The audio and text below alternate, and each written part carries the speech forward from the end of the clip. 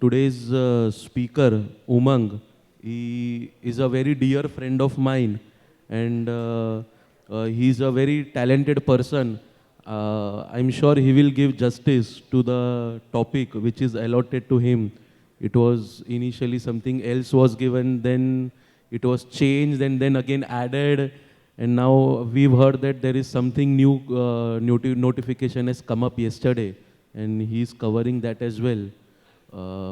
And what I feel is that yesterday in the morning session, inauguration, some awards were being distributed, and there was some award of upcoming speaker. I feel after this lecture, Umang would be one of the contender for next year's award. And as he starts his speech, uh, I only want to warn you that don't go by his size. He's chota packet, bada dhamaka. So with this, I just request Patkar sir to take charge of the session.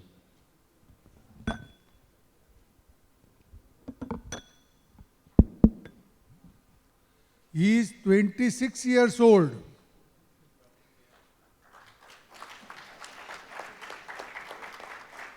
However, I have gone through his paper and I am of the opinion that the paper has not been written by him, but it must have been written by his father, Rajat Talati. Anyway, he has not written, I know. He's such a talented boy. Now we will present his paper. He has taken much efforts on this. I request him to proceed with the thing. Thank you.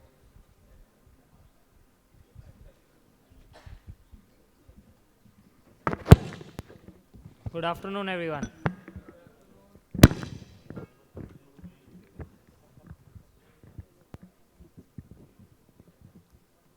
So, the topic for today is intricacies of recent amendments in GST along with new returns. Now, anyway, we are running little short of time, but I would first like to thank the organizers AIFTP, BCA, GST PM and CTC for giving me this honor, and also Chairman Sir for going through my PPT and giving his inputs on the same. We will start with the recent amendments, all the major amendments, ITC Rule 36.4 and a few rate changes, and then directly move to the new returns. The problems which I foresee will come in these new returns. Just an overview, the major updates and amendments from October 2019 onwards. There was a simplification of the annual return and reconciliation statement which was done.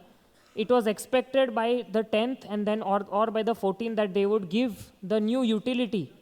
But still now they have not come up with the utility. I checked it in the morning. So, but let's see how it goes. The other information that they have given is for people who are not eligible to file or people who have turnover less than 2 crore. What they have said is that if you it is optional for them to file the GSTR 9 or GSTR 9A. However, if you, after the due date, they will not be able to file it, it is deemed that they have filed it. Which means that after 31st of December, the portal will block and you will not be able to file it for those people who do not have audit applicable. They have also notified GSTR 1 and 3B from till March 2020, thereby meaning that the new returns will be coming in from April 2020. Now comes the rule 36.4, which was recently updated, added. There was a view in the amongst all professionals that until section 43A is not coming into effect, this rule cannot be added. However, they went forward with it and added. When we get to Rule 36A, I will ask Chairman Sir on his views, because I think he has a very strong view on it or strong opinion on it. But basically what this rule says is that any eligible ITC which is coming in rule in the GSTR 2A, that eligible ITC and your books you have to compare. and in the eligible ITC you add 20% to it, whichever is lower is what you can claim. There was another amendment which was made in Rule 61(5), which says that GSTR 3B is a return. Everyone will recall that Gujarat High Court has, in case of Messrs. Aap and Co., came up with a judgment saying that GSTR 3B is not a return. So this was circumvented. Only yesterday, the Supreme Court stayed this order in this case. For DRC, there is a new form which is added, DRC 01A. So DRC 01A is basically the officer will notify before issuing a show cause notice any payment of tax, interest or penalty which he is going to levy on the taxpayer. Now the taxpayer, if he has made certain payment, he can intimate the officer in part B of the said form. Now this is still not made available on the portal. Manufacturers of aerated waters were removed from the purview of composition scheme. This is in line with bringing aerated water to 28% so as to discourage people from buying it in terms of the health problems with it.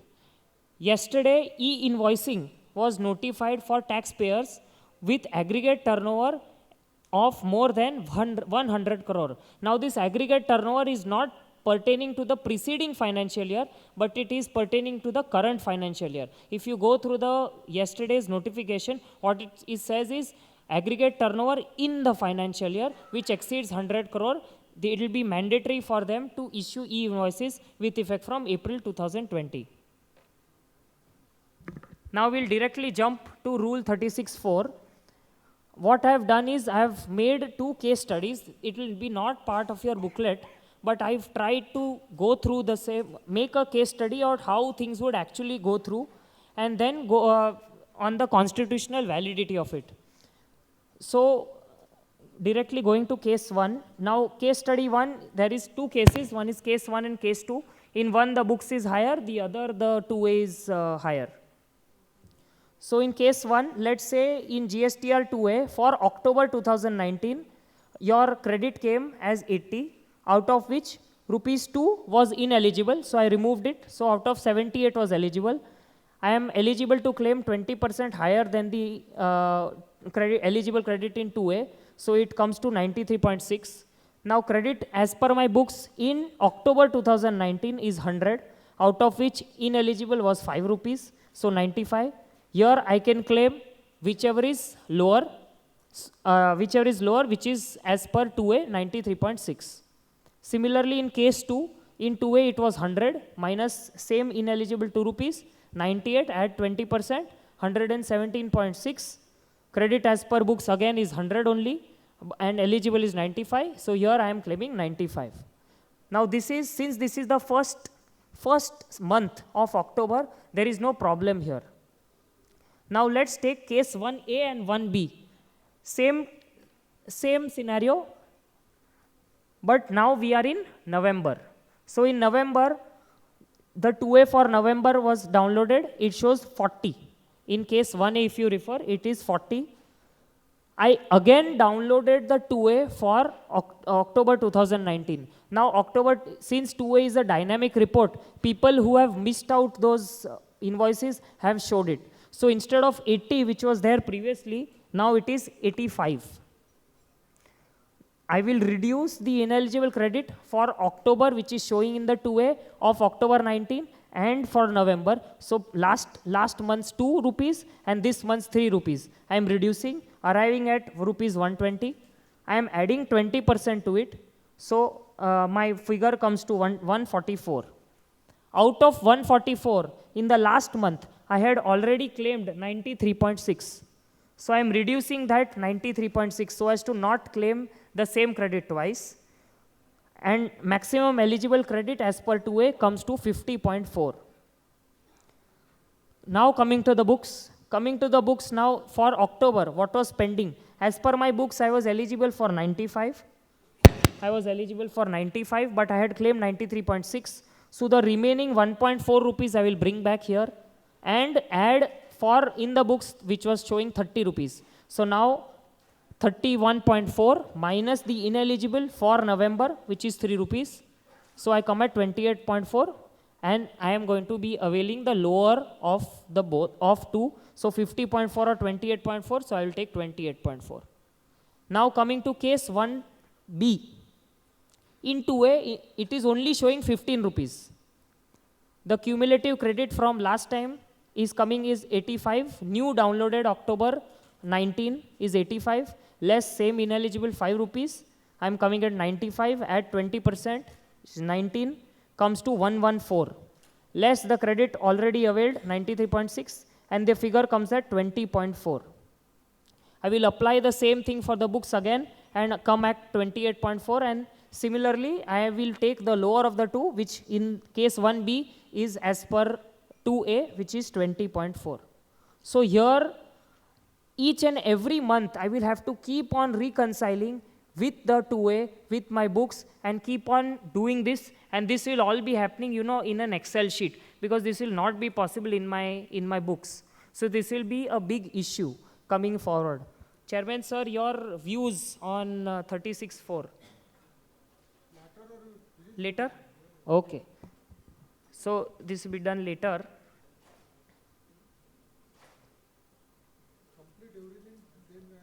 Okay. There were a few major amendments in the hospitality industry. What they did was they replaced the entire entries and moved a few definitions in para 4 of the explanation, making the entry in a simplified manner.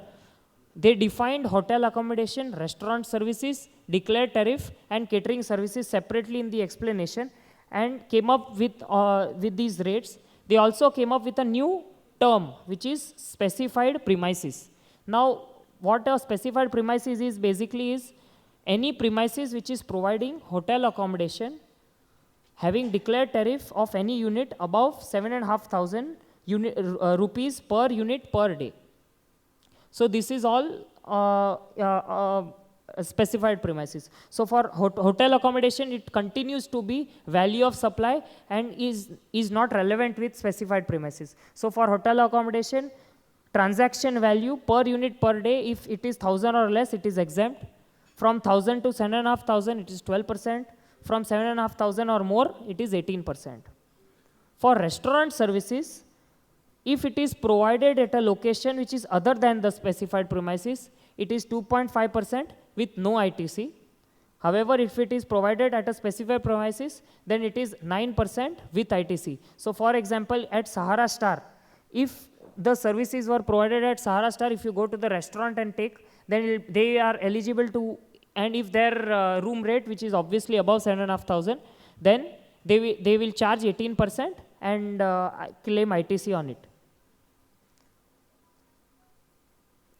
For outdoor catering, what they have done is outdoor catering, again they have defined, which means that any supply by way or part of any service of goods being food or any other article for human consumption or drink at exhibition hall, event, conferences, marriage hall and other outdoor indoor functions that are event based or occasional in nature. Now what they have done, we are breaking it down into three parts. Let's say there is an outside caterer who is coming to a premises to give. Then there is a caterer who is providing the services in the hotel premises itself, and the hotel premises itself providing catering services, like in this hall. So supply of outdoor catering with or without renting of premises provided as a component supply by any person. Say there is XYZ caterer who comes and provides at some small, or say at our department. So it is given by any person. At other premises other than specified premises, it is 5% with no ITC. If it is provided at, say, a hall like this, then it is 9% with ITC. If outdoor catering is provided by hotel accommodation, the person who is, so for example, if Sahara Star is giving, then it is 9% with ITC, and it can be at any premises. It can be at Sahara Star itself, or it can be at any other premises. It will continue to be 18% with ITC. Similarly, if it is supplier who is located at the specified premises, same 18% with ITC.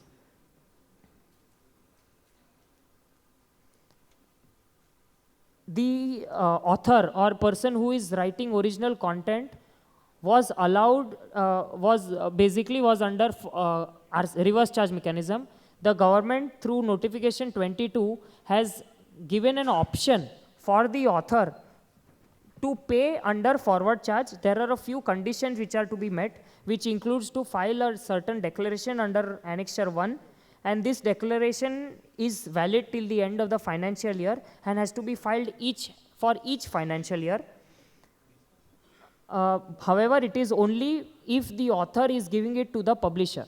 If it is given to someone else, then this option is not available.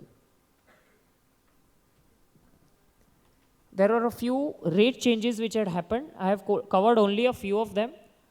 One was for caffeinated beverages. To discourage people from drinking them, it was moved from 18% to 28%, and there was an additional cess which was introduced on it at 12%. For job work, what they have done is they have bifurcated it into 4 blocks. Job work for printing, job work for bus bodybuilding, job work for diamonds, and any other case. So job work for diamond was moved from 5% to 1.5% because they were facing a lot of issue and had to ask for refund under inverted duty structure. So that they don't face this difficulty, this job work was also reduced to 1.5%. Services with relation to bus bodybuilding remains at 18%. Similarly, for printing, it remains at 5%. And any other services was moved from 18% to 12%. Now, I will skip a slide and directly go for the clarification which was issued on job work. Initially, there were these 2 entries: services of job work and manufacturing services on physical inputs owned by others, other than job work. Since the rate was same, there was no difficulty on it, and there was no question or clarification which was required. Now the department, through circular number 126, has come up with this clarification.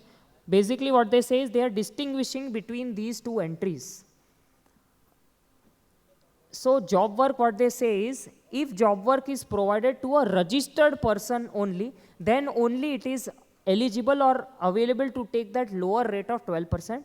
If it is provided to any other person other than a registered person, then it will continue at 18% and come under the manufacturing services. So they say job work services is defined under 268, services by way of treatment or processing undertaken by a person on goods belonging to another registered person. So if it is not registered, then it will continue at 18%. For motor vehicles or transport of 10 people or more, for petrol or diesel, they have reduced the cess from 15% to 1%. However, there is a restriction on the cc and length of the vehicle.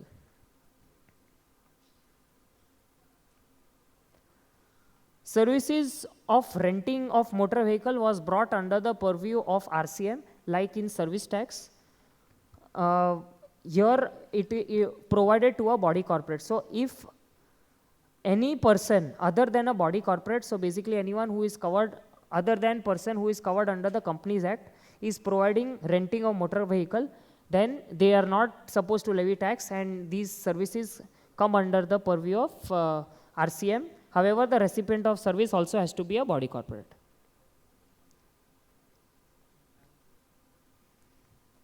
One more thing is the input tax credit for the recipient may be denied if it comes under the rent-a-cab category, under 17.5.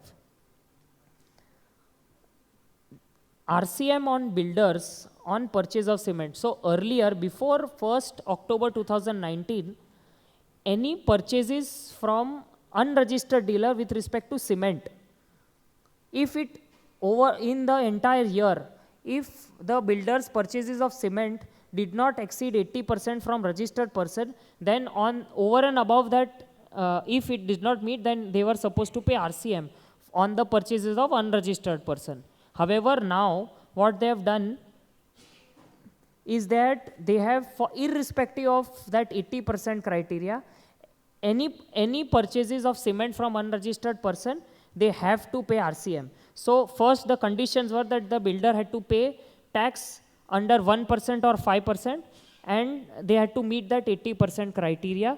However, that criteria is removed. But one more thing to be noted is for any other purchases other than cement, that 80% for all the purchases has to be seen, and only on the unregistered purchases is where they have to pay RCM. Other changes with respect to real estate sector. In the notification number 4 2018, the government had clarified that development rights and construction services, when provided under a JDA, the time of supply will arise only when the date of transfer of possession will happen.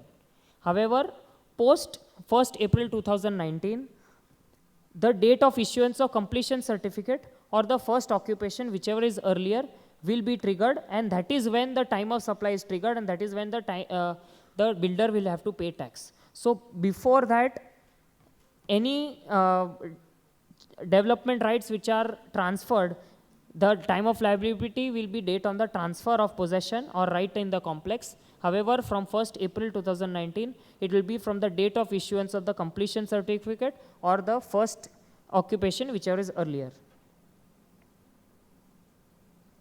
Some registration related amendments. A registered person whose registration had been suspended because he had not filed his returns shall not, and now because of which his e-way bills and everything is being blocked.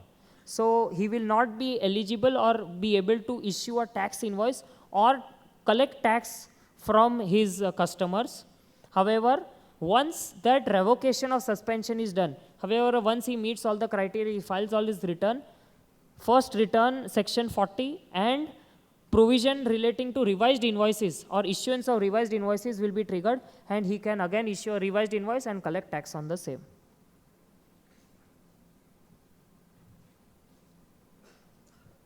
For research and development related to pharmaceutical sector, they have issued a clarification in terms of a notification number 4 2019 in IGST, where they are saying that the place of supply for supply of research and development services related to pharma sector by a person located in taxable territory to a person located in non-taxable territory shall be the location of the recipient of service only if it meets the 5 conditions for export of services. Basically, the location of provider should be in India, recipient should be outside India, should be received in foreign exchange, they should not be related to each other, and the place of supply should be outside India. This place of supply criteria was making a problem, and that is why through notification 4 they have removed this problem, and then they would be eligible for that export of services.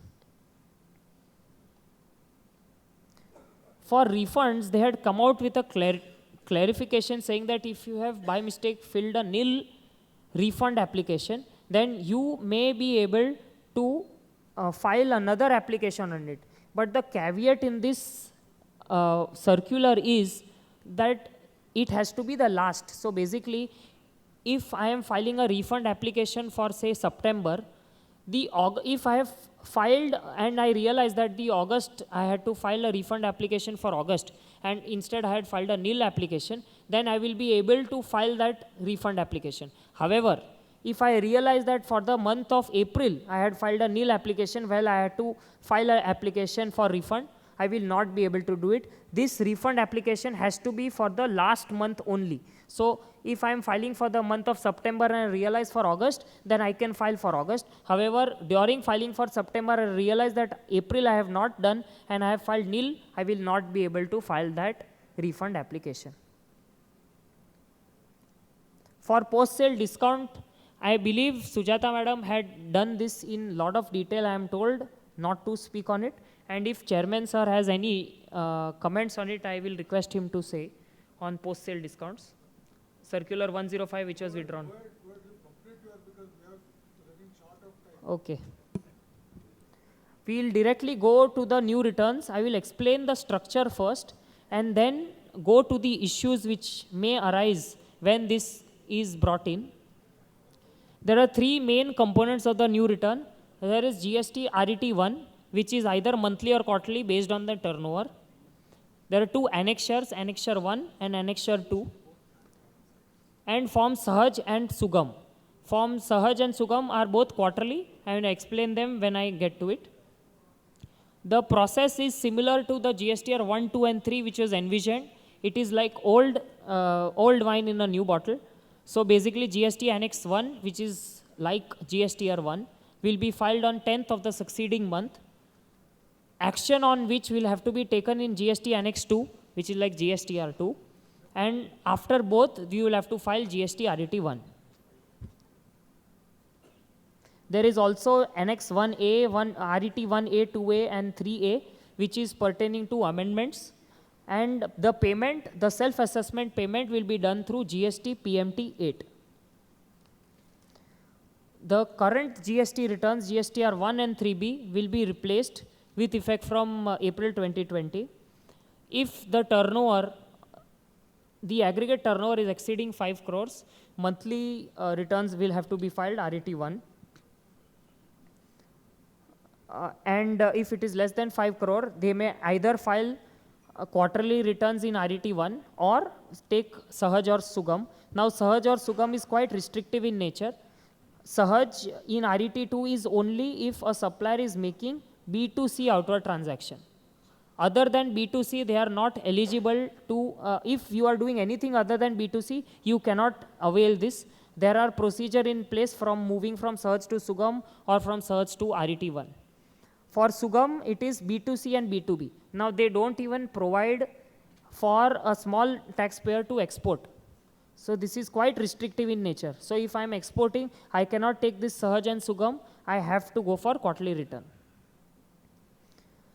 The difficulties which are going to be expected in implementing these new returns, the CGST Act, which needs to be amended to bring in all these changes, are yet to be tabled in the Parliament. The amendment in the rules and the forms are still to be left to be introduced. The details which are expected are similar to GSTR 1. However, for debit note, credit note, what they have done is there is no place for providing the original invoice details and date in the debit note, credit note column. So what they have done, they have tried to solve one problem but created another problem. The problem that we were facing is for original invoice number and date while filing these GSTR 1 details. Now that they removed, however, since there is no linking, either it will be open for people to play around with it, or there will be a problem in the end. Or say for September, 30th September, how will they be able to put that barring of 30th September in the next financial year for any debit note, credit notes pertaining to, say, their previous financial year. So that problem will be faced here. They are going to allow negative figures in B2C. HSN codes, they want now 6 digits for goods as well as services in HSN codes. Initially, they may prove to be a problem. So this is all in the Annex 1. In Annex 1, they are also asking for details of RCM and import on the 10th of the succeeding month. Right now, we are all doing all these calculations during 3B. So they want all these details to be done with Annex 1 on the 10th of the succeeding month. RCM needs to be reported GST-wise or PAN-wise. So if the provider is not registered, you will have to provide a PAN. Now they write may provide, so let's see, but however, if they make it mandatory in the form, because right now the portal is governing how we do things. So if that is how they make it mandatory, then we'll be facing a lot of issue, because taking these transportation services from all these small players, we may not have the PAN available. So initially this may provide an issue. For import of services, they are asking for shipping bill details to be provided on the 10th. However, that amendment can be done later on.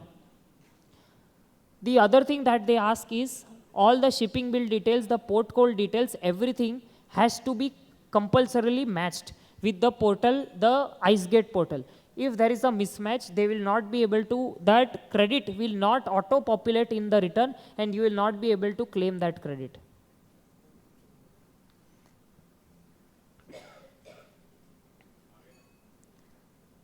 Now pertaining to the missed invoices.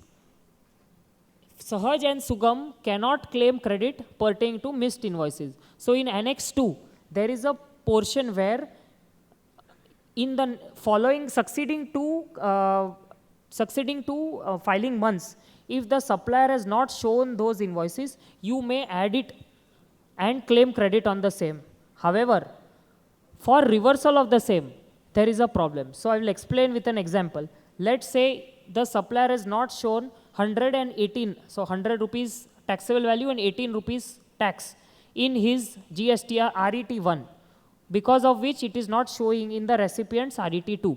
So the recipient in the month of say May decides to show it. So he will show in column number 3L, he will add it showing that it pertains to this supplier and I am adding this 18 rupees for taking credit, and he will take credit.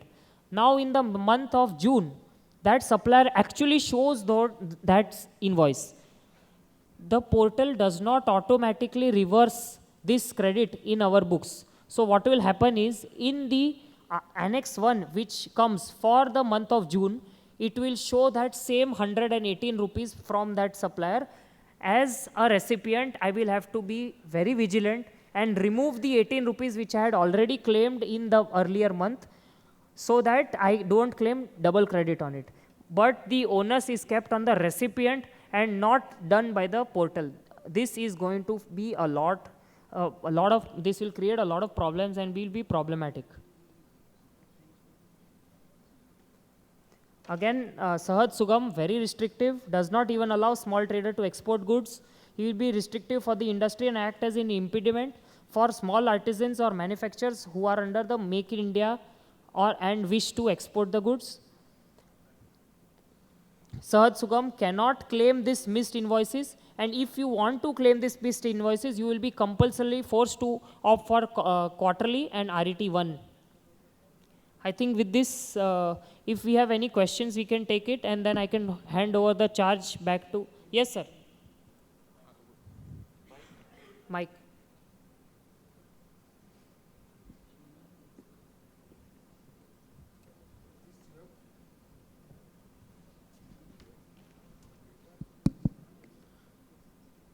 Yeah, Mike, I have two questions. Yes, the, sir. The first question is, now my room tariff is below 7,500, right? Correct. But on 31st of December, certain rooms I'll be selling above 7,500, Correct. and few rooms will be below 7,500.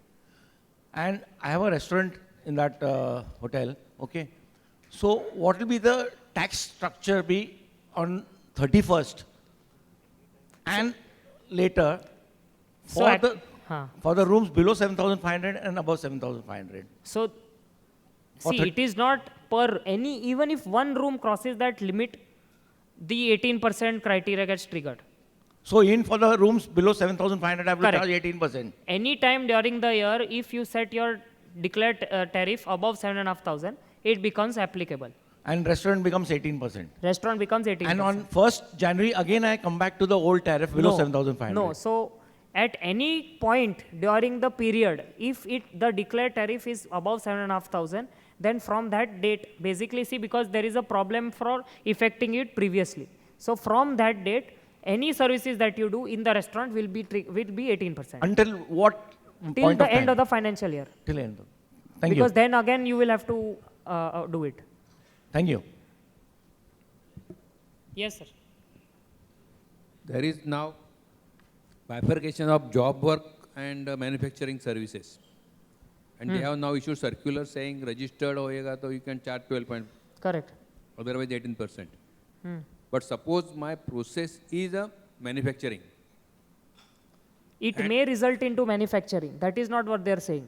See, job work may or may not result into manufacturing. What they are saying is, if these services are given to a person who is registered under GST, then it is eligible and it is not bus body building or not printing or umbrella or anything, then it becomes eligible for that lower So rate. in case of job worker, if it is to a registered dealer, even if it amounts to manufacturing, still it will be 12%. Correct. Correct. Sir, yeah. My Yes. question is regarding the tariff issue which you discussed. Is the tariff to be considered for a financial year?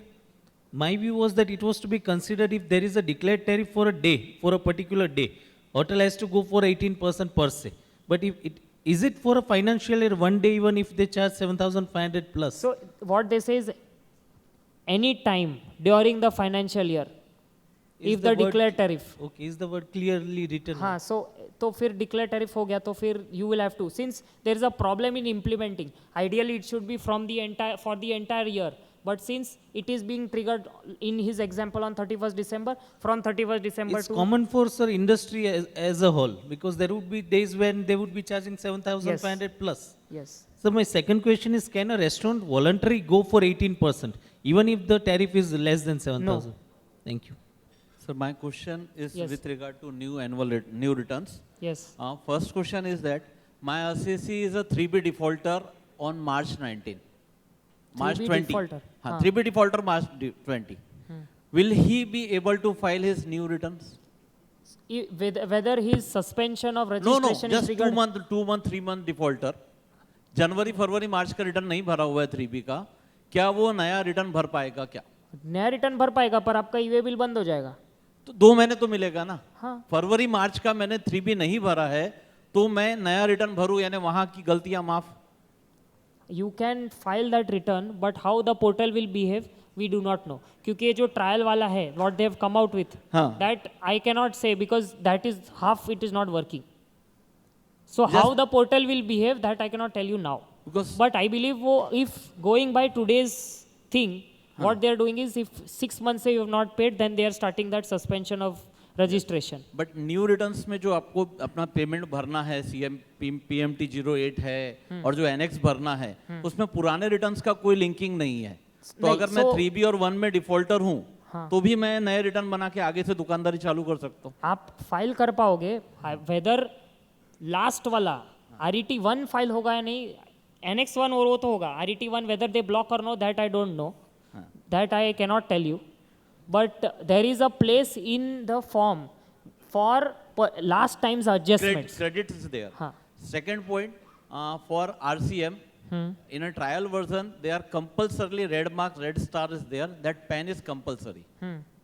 So my cotton oil seed kick are there. जहाँ वो किसानों से वो खरीदते हैं.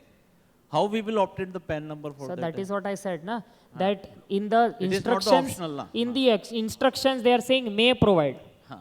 but in the Portal, in the trial. portal and everything they are It's a doing red- compulsory. red तो mark. फिर आपका हो ही नहीं सकता ना, वो आगे बढ़ता ही नहीं है. That is what I said कि it may create a problem. And lastly, on 28/6/2019, notification 31, government has specified PMT 09. When this is going to come? So that how can I tell you? Fund transfer करने के लिए cash ledger का इधर से उधर करने के लिए 6 महीने हो गए, फॉर्म नहीं आया. They have not come out with any even how to do it. Nothing is there come for the transfer from one head to other head. Yes yes yes sir, वो नहीं आया तो नया फॉर्म आएगा. Difficult question पूछते हो. Sir, he is not representing government. So how will he answer these things? Sir, he is expert. He is meeting various peoples. So he is dealing with people. So I am just understanding what the others' views are there. Sir, Maharashtra में है ना, किसकी दो की सरकार कब बन जाती है किसी को नहीं पता चलता है, तो वो क्या आंसर देगा इस पे? Thank you, sir. Thank you. इसके Yes. आगे आप कुछ बोलेंगे तो हम आपको GST काउंसिल के पास भेजेंगे. I will be glad to go there. I will be glad to go. Thank you, sir. Yes, madam. Yeah, hello. So myself, Advocate Manoj Agarwal from Rourkela. Yes. Regarding his query on this PMT 09, I had a small discussion with Mr. Dheeraj Rastogi, and he had informed that it may be available in the last month of, during the last week of November, but it is not yet available. So I mean, even what is said by the officers is not getting implemented. And my query is regarding this new returns. In Sahaj and Sugam, the only difference is in one return B2C. B2B, B2B. Yeah. B2C, B2B एक दोनों में होगा in Sugam and in Sahaj only B2C. Only B2C. So why don't they make it one return? It's a suggestion, and there can be a questionnaire. Do you have B2B supply? If yes, okay. So what they are doing is you have to opt for one option.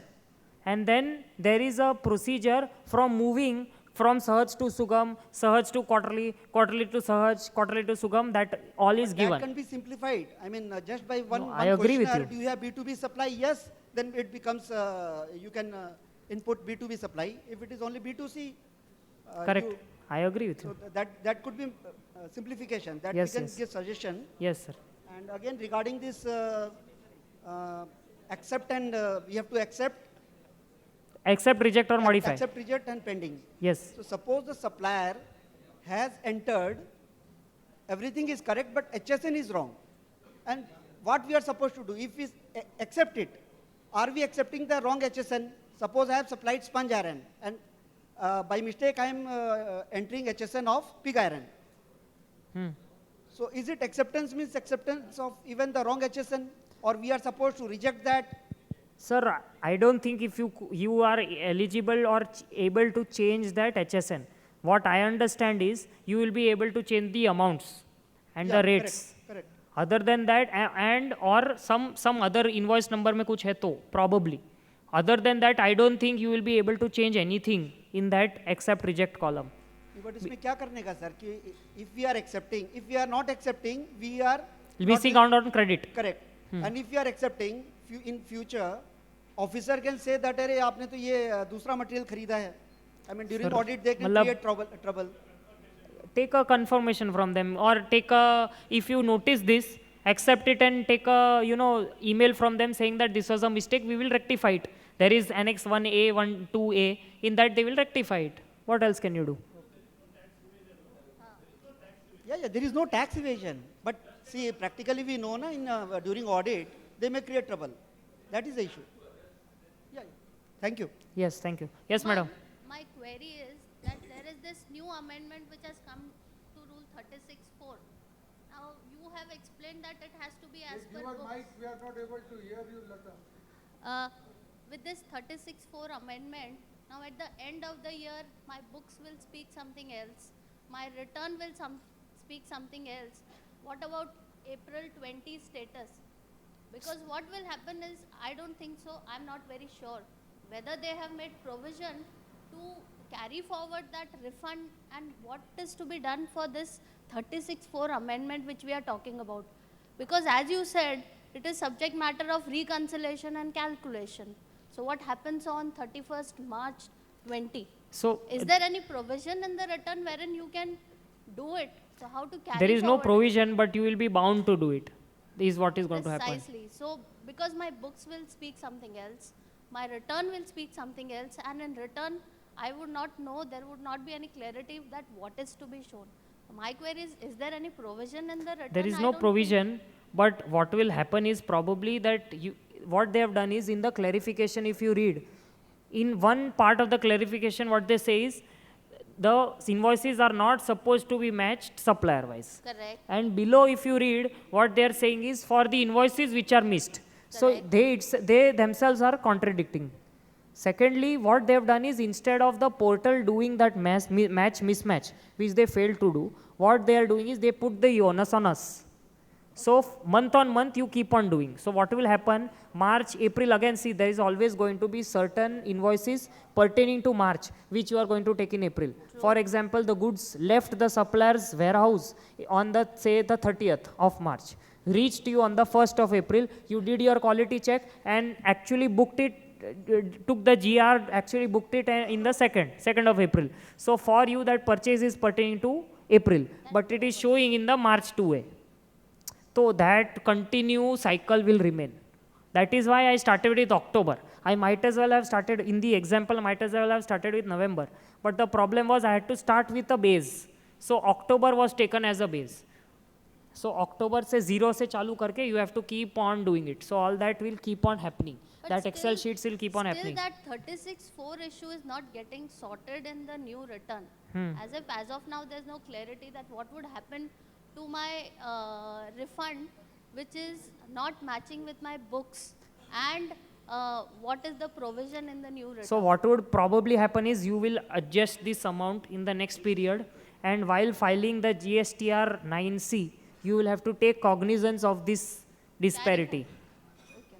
While filing table 12, you will have this disparity and you will have to give explanation for that unreconciled differences, saying that this pertains to that 20% or whatever. And that will be very difficult to track. No, precisely. Yes. Then you will have to keep a, barring. And उसमें वो 20% का बहुत problem आएगा. Because what 20% pertains to that period or not, you will have to rework it for just 1890 or 1920, and then from 1920 again work it. Work it. True. Thank you. Umang, Yes.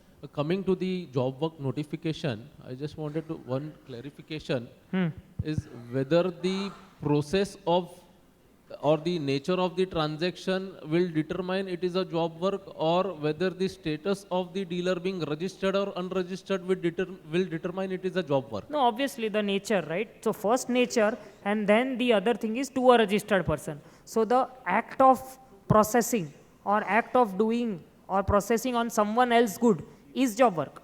So that nature is important. And then that nature for whom you are doing, to a registered person, then only that 12% will be applicable. So a job worker who is unregistered but still doing pure job work will not fall under the job work of 12%, it will be treated as 18%. No, he is unregistered, he is not eligible to levy tax. So that problem is not there. Unregistered job worker तो कैसे No, no. tax लगाएगा? Under RCM, when if at all the RCM No, there is, gets applicable. RCM आएगा तब देखेंगे. But then at that time you will be able to see. Probably you will be eligible for the 12%. हाँ.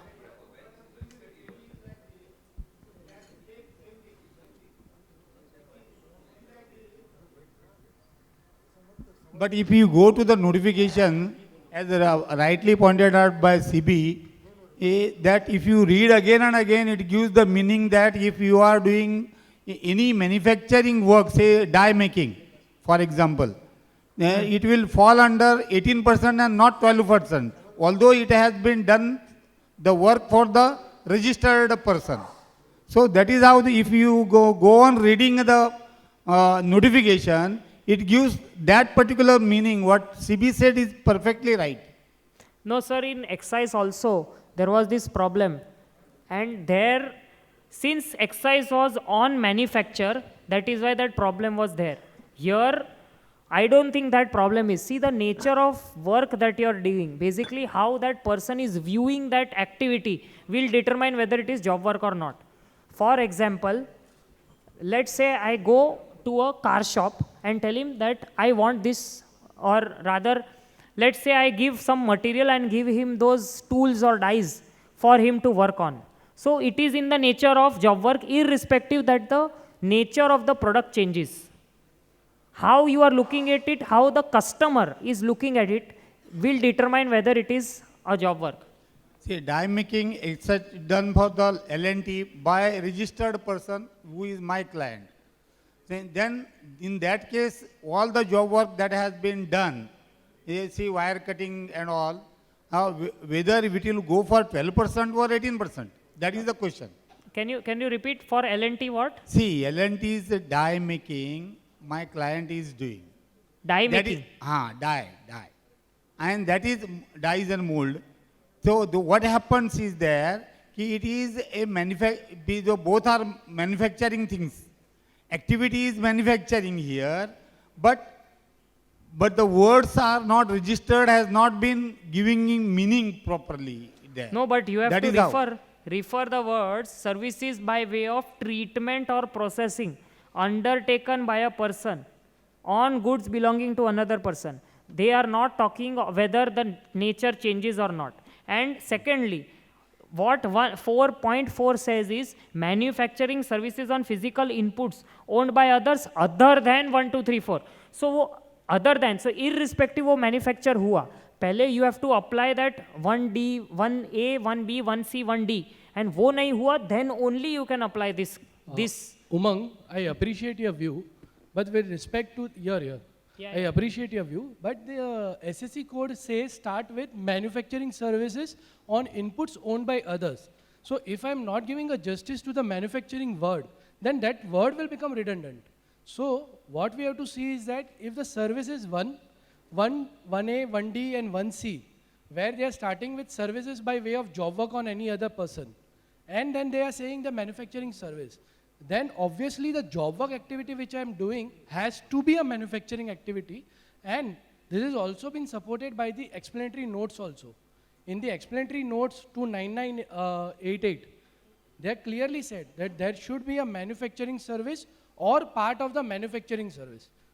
So the thing is that if the job work which you are saying, that irrespective of whether it is manufacturing or not, that is not a correct portion. Otherwise, that the main preamble of the 9988 will become redundant. No, so what I meant was, for example, there is a pen, okay? Correct. And I give it to someone for gold plating. So now the thing is, if you are manufacturing a pen and you are giving to someone for gold plating, then he is doing a part of manufacturing process and he has to charge me a 12%.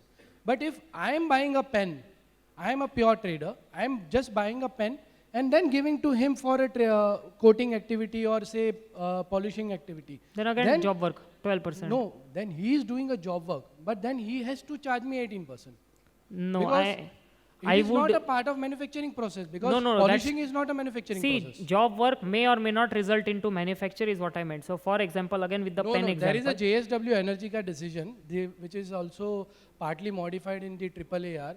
They have clearly said that job work process amounts to manufacture, though the decision was finally No, turned there are against the SSC. decisions both according to that decision may be there. I may have not referred to it, but there are other decisions also. And secondly, what example I was giving was for that pen.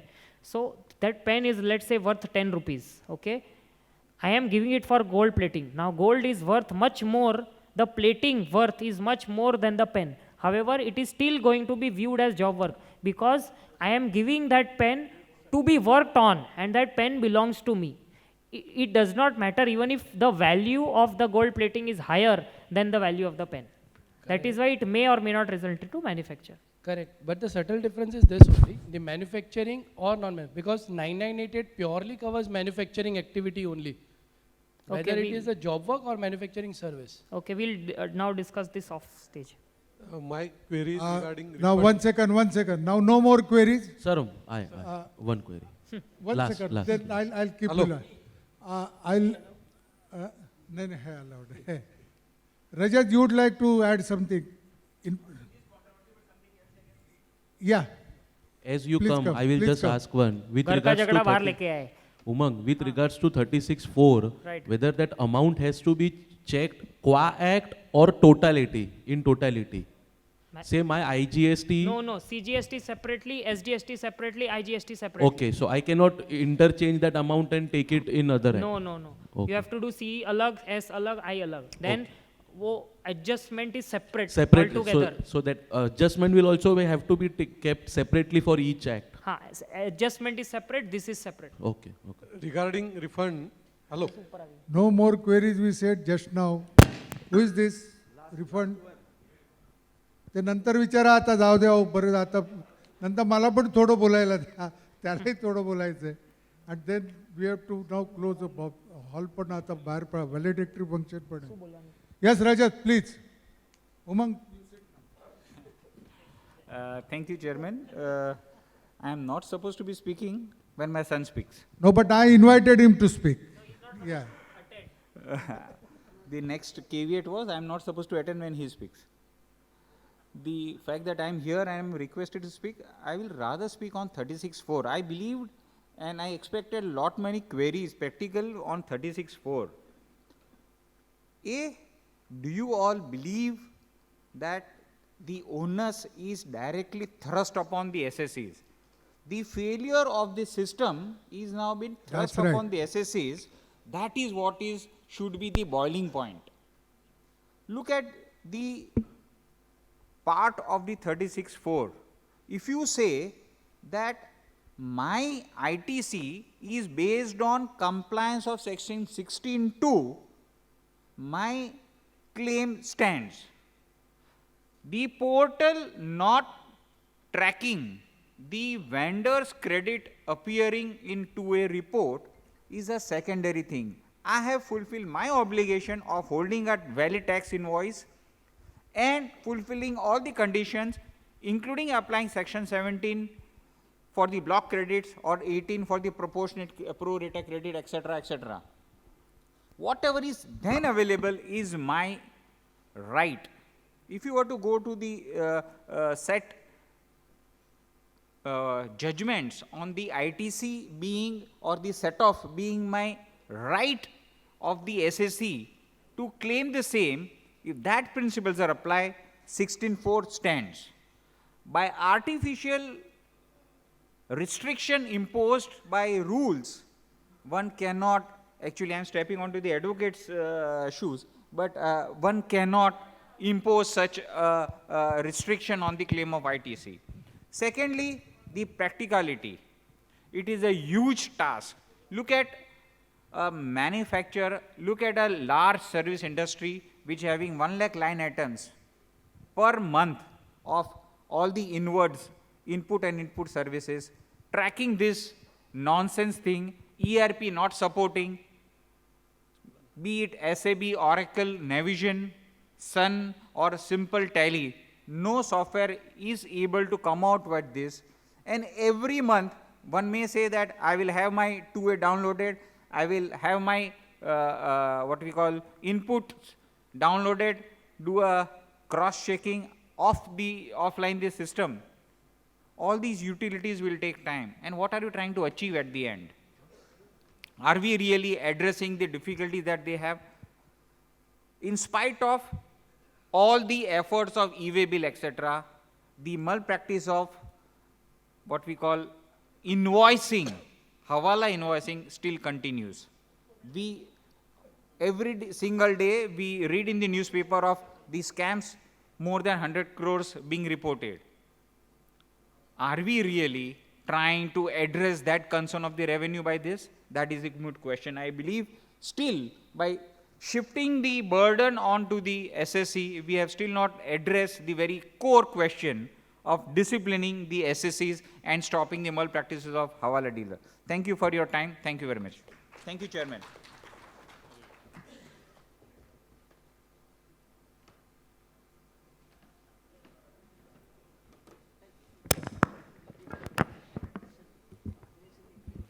How many of you have today's newspaper in the morning?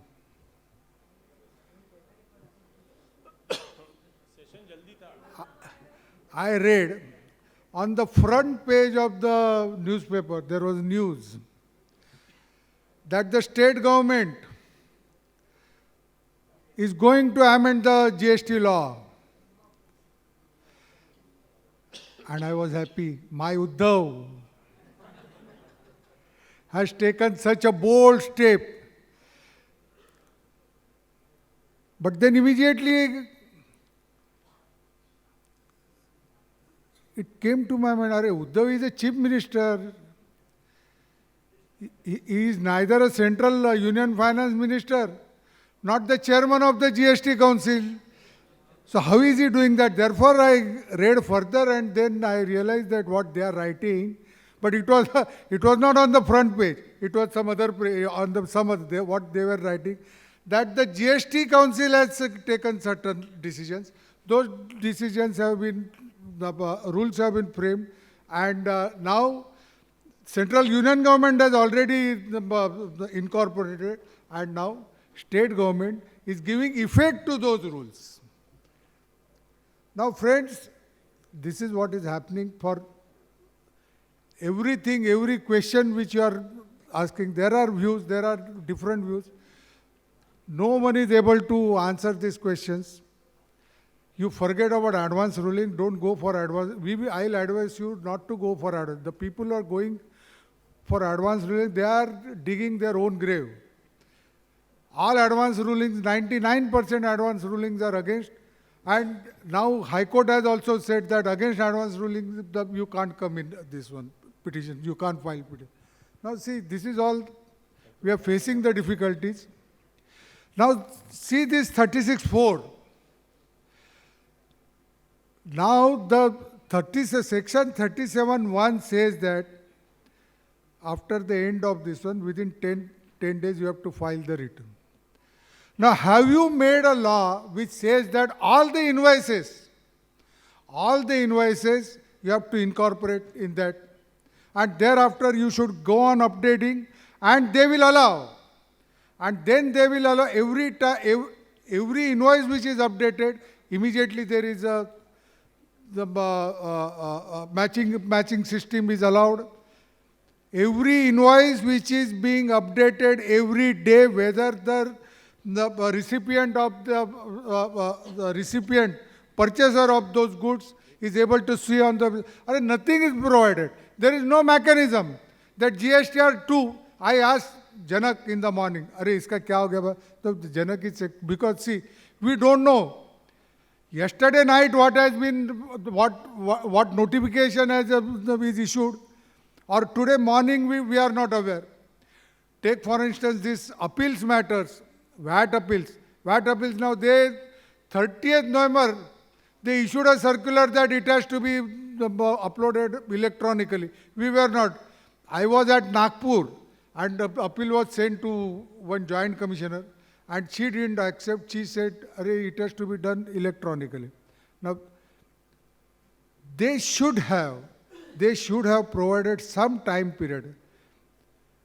Either you do it electronically or you do it mechanically, at least for a month or so. Everything which they are doing that, they want it to be done immediately. Likewise, when you are saying that return has to be, that is missed invoices. Missed invoice, the return is being filed till 10th. Thereafter, see, there are so many industries where the invoices are coming later on. Now, when those invoices are coming later on, when there is a time provided thereafter, why are you not allowing the input tax credit to be claimed? You have only because your systems are not working, you are blocking that credit. In my opinion, the first is whether the delegated legislation, when the legislature has provided certain time limit only for uploading the returns and those invoices, giving those data, where the delegated legislation can bring in such type of restriction on this. According to me, no, it's not a reasonable restriction because there are so many industries wherein there are lot of input tax credit, even 1 month will put them to loss. So lot of input tax credit is going to get blocked. These are my views on this particular. Now rule is new. We are still examining. We have some people have already come forward. They are asking. We are examining, and some solution will be found out. Sir. Now, with regard 36(4), if you allow me. Who is this? Acha, Parth Badeka wants to say that. Sir, no. Please come. No, sir, no, sir. See, 36(4), no, sir. With regards to whatever the practical issues are there, that is there. And the problem about matching invoices, whether the onus is cast, let us put that aside for a while. Let us take a simple example of 37(1) saying that within a specified time period, on the periodicity, you have to file a outward supply return or whatever. Now, what happens to persons who are purchasing from quarterly dealers? Their working capital is blocked for at least two months, additional 2 months. That is exactly I am saying, yeah. So there is a discrimination here. Correct. So in my opinion, a 19(1)(g) challenge will also lie. Therefore, there are so many aspects. Now, at the same time, rule has been introduced now. It takes time to examine it. See, if you go there, you have to do proper homework and approach the High Court. If you go approach the High Court without homework, then they may not decide it properly. Therefore, give us some time to examine it properly, and we promise you some solution will be brought. Thank you very much. Now, you have seen Umang, 26 years old boy. I am not saying anything about what he had written. I am commenting upon the way he has replied to your queries. See, it's not that easy, I'll tell you. in this GST era, we don't dare to reply unless sufficient time is given to us. But see the knowledge which he has and see the preparation. Umang, hats up to you. And our best wishes are with you. We are sure within next 4 to 5 years, you will make Rajat retire from his profession. Thank you. Mr. Chairman, with your permission, we would like to share some information regarding this 36. Sir, please, sir, but within about 2 to 3 minutes yes, and not yes. more than. Friends, Would you like to come here? No, it's okay, it's fine here, come here. I am Sanjay Sharma, advocate from Delhi, and presently I am the president of the Sales Tax Bar Association. You might be following us on the WhatsApp and all. We have been trying to get some reprieve from all these clutches of these provisions. And tomorrow, we are coming up with this. We have challenged this 36.4 as well as this notification, the circular 123 also. So let's hope for the best. Your wishes are required. It's coming up in Delhi High Court. And as far as the other glitches on the portal, like PMT9, he said, and the other forms on 9C. 9C also, those also expected the amendments in that forms are about to come as per the version of GST Council. We are taking all these issues with them, with Delhi High Court has directly instructed the council as well as GSTN. And we had held 2-3 meetings with them at GST Council's office. I think most of you must be following on the WhatsApp what reprieve we have got, what easements we have got for you. Let's hope for the best. We are trying for you. Tomorrow is the challenge again. Let's see. Thank you, Sanjay. Now see, we should inform you this. The Delhi branch of All India Federation of Tax Practitioners is very much active so far as this the GST amendments and representations are concerned. That is because they are based in Delhi only. And every national president, they have helped in this, and we are sure that Nikita madam also will be taking your, and several representations.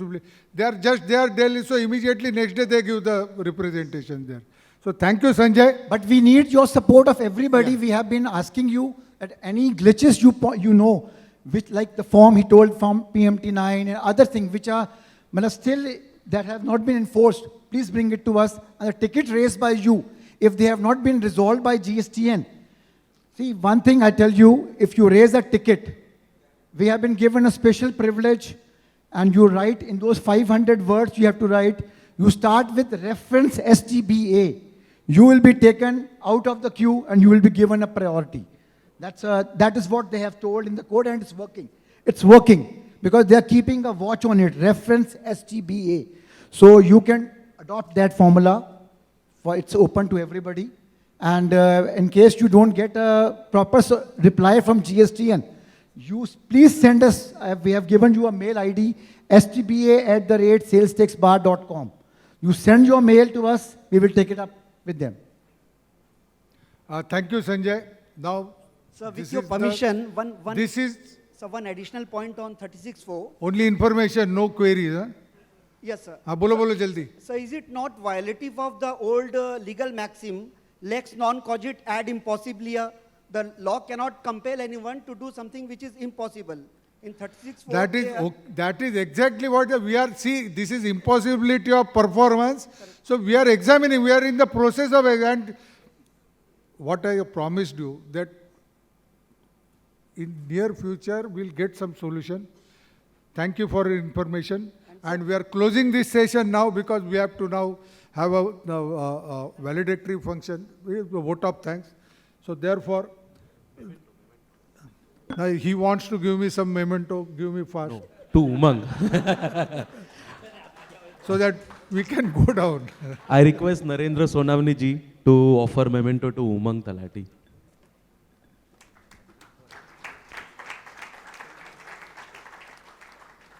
I request Madam to offer memento to Patkar sir.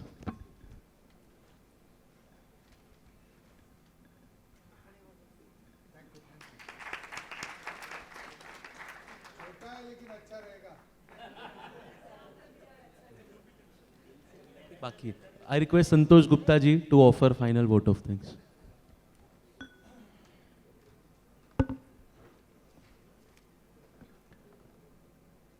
chairman of this session. मैं 1-2 minute पहले आपको तो thanks कर दूं. Respected chairman of this session, Shri Patkar ji, and dynamic Umang Talati, my dear friend Raj Shah, Narendra Sonawne ji, and my senior Gauri ji. I am very thankful to you all for participating in this last session, and especially Mr. Umang Talati for deliberating his topic very thoroughly and giving all information required. Thanks for Patkar sir's guidance. Thank you all.